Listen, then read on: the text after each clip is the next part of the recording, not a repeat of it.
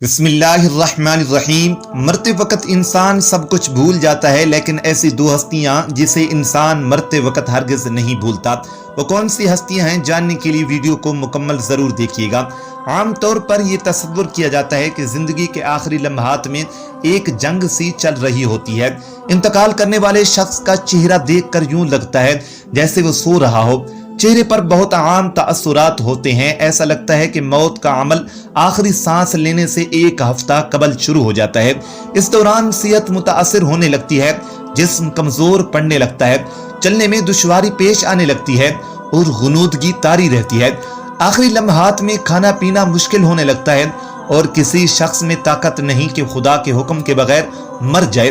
اس نے موت کا وقت مقرر کر کے لکھ رکھا ہے، اور جو شخص دنیا میں اپنے اعمال کا بدلہ چاہے اس کو ہم یہیں بدلہ دیں گے، اور جو آخرت میں طالب ثواب ہو اس کو وہاں اجر عطا کریں گے، اور ہم شکر گزاروں کو عن قریب بہت اچھا صلہ دیں گے۔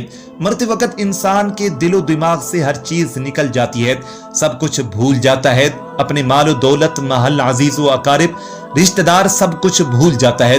مگر مرتے وقت انسان دو لوگوں کو بہت زیادہ یاد کرتا ہے۔ دو لوگ ہرگز نہیں بھولتا، ان کو سامنے بٹھا کر چیخنے کی کوشش کرتا ہے، ان کے غم میں رونے کی کوشش کرتا ہے، مگر رو نہیں پاتا۔ حضرت مولانا جلال الدین رومی رحمت اللہ علیہ فرماتے ہیں، میرے محلے میں ایک شخص زندگی موت کی جنگ لڑ رہا تھا، مرنے والا تھا، موت کے بالکل قریب تھا۔ لوگ میرے پاس آئے، بولے حضرت ہمارا ایک شخص مرنے والا ہے، آپ آئیں انہیں کلمہ پڑھنے کی تلقین کریں، قرآن پاک پڑھنے کی تلقین کریں۔ حضرت مولانا جلال الدین رومی رحمت اللہ علیہ فرماتے ہیں، میں اس مرنے والے کے پاس پہنچ گیا، اس کے قریب بیٹھ گیا، اس کے آس پاس اس کے دوست، رشتہ دار، عزیز و اقارب بیٹھے ہوئے ہیں۔ اب اس مرنے والے کی آنکھیں چھت پر لگی ہوئی ہیں، کچھ سوچ رہا ہے۔ اللہ نے اسے بولنے کی توفیق دی، وہ رو کر کہنے لگا، میرے بچے کہاں ہیں؟ اس کو نہ کمایا ہوا مال یاد آیا، نہ دولت یاد آئی، نہ عزیز و اقارب، یہاں تک کہ اسے ماں باپ بھی یاد نہ آئے۔ ہاں اس کو یاد آیا تو کیا یاد آیا؟ بس وہ کہتا ہے میرے بچے کہاں ہیں؟ بچے دوڑ کر آئے، ساتھ میں بیٹھ گئے۔ پھر کہتا ہے میری بیوی کہاں ہے؟ بیوی دوڑ کر آئی اور ساتھ بیٹھ گئی۔ اب کہتا ہے تمہیں دیکھ کے میرا دل رو رہا ہے، سوچ رہا ہوں کہ میرے مر جانے کے بعد میرے بچوں کا کیا بنے گا۔ انسان جب مرتے وقت بچوں کو دیکھتا ہے، اللہ تعالیٰ جب اسے دیکھنے کی توفیق دیتا ہے، ہمت دیتا ہے، جب آخری بار بچوں کو دیکھتا ہے تو وہ یہ بھول جاتا ہے کہ میرے مرنے کے بعد میرا کیا بنے گا۔ یہ سوچتا ہے میرے مرنے کے بعد میری اولاد کا کیا بنے گا، میرے مرنے کے بعد پتہ نہیں میرے ان بچوں کا میری طرح کون خیال رکھے گا۔ فرمایا اس کی آنکھیں رو رہی تھیں۔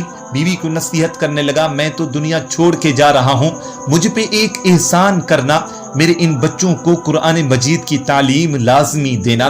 ان کے منہ سے نکلا اللہ کا نام میری قبر کو روشن کر دے گا، مجھے جہنم کی آگ سے اللہ پاک محفوظ کر لے گا۔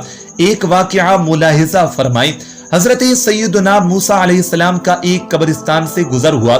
آپ علیہ السلام نے دیکھا قبرستان میں ایک قبر کے اندر مردے کو دردناک عذاب دیا جا رہا ہے، مردہ عذاب میں مبتلا ہے، اس کی قبر جہنم کے گڑھوں میں سے گڑھا بنی ہوئی ہے، مردہ عذاب میں مبتلا ہے، چیخ و پکار کر رہا ہے۔ حضرت سیدنا موسیٰ علیہ السلام آگے چلے گئے۔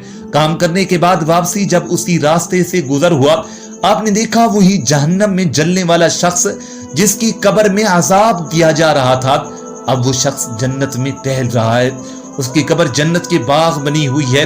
آپ علیہ السلام نے دونوں ہاتھ اٹھائے، عرض کی میرے مالک تھوڑی دیر پہلے میں یہاں سے گزرا تھا، یہی قبر جنت کے گڑھوں میں سے گڑھا بنی ہوئی تھی، تھوڑی دیر کے بعد یہ جنت کے باغوں میں سے باغ کیسے بن گئی؟ اللہ نے فرمایا موسیٰ یہ شخص جب مرا تھا، مرنے سے پہلے اپنی بیوی کو حاملہ چھوڑ کے مرا تھا، بیوی کا ایک بیٹا پیدا ہوا، وہ بچہ جب تھوڑا سا بڑا ہوا تو اس کی بیوی نے اپنے بچے کو مسجد میں لے کر گئی اور اپنے بچے کو داخل کرا دیا۔ استاد صاحب نے اس بچے کو بسم اللہ الرحمن الرحیم پڑھائی، جب اس کے بچے نے بسم اللہ پڑھی تو میں نے اس کو بخش دیا، اس وجہ سے کہ موسیٰ مجھے حیا آئی کہ اس کا بچہ میرا نام لے اور میں اپنا نام لینے والے بچے کے باپ کو جہنم میں ڈالوں، یہ میری رحمت گوارا نہیں کرتی۔ اس لیے ہمیں چاہیے کہ ہم اپنے بچوں کو قرآن مجید کی تعلیم دیں۔ اگر تم چاہتے ہو کہ تمہاری قبریں روشن ہو، عذاب تمہارے قریب بالکل نہ آئے، تو اپنے بچوں کو قرآن مجید کی تعلیم دیں، اپنے بچوں کو قرآن مجید کی تعلیم ضرور دیں، اس سے آپ کی قبر روشن ہو جائے گی، آپ اللہ تعالیٰ کے عذاب سے محفوظ ہو جائیں گے۔